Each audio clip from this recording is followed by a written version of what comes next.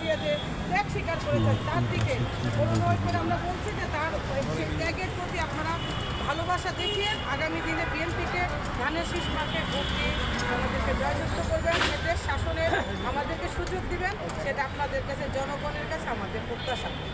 এবং তারেক জিয়া যে family card দেওয়ার কথা বলছে সেই এবং প্রোগ্রামগুলো যাতে সাকসেসফুল করতে পারে আপনারা সেই ক্ষেত্রে সহযোগিতা করবেন তারেক জিয়া। আমরা দাওয়াত দিতে আসছি ওনার পক্ষ থেকে। নেন তাকে এটা করবেন। সামনে আসেন, সামনে আসেন, সামনে আসেন।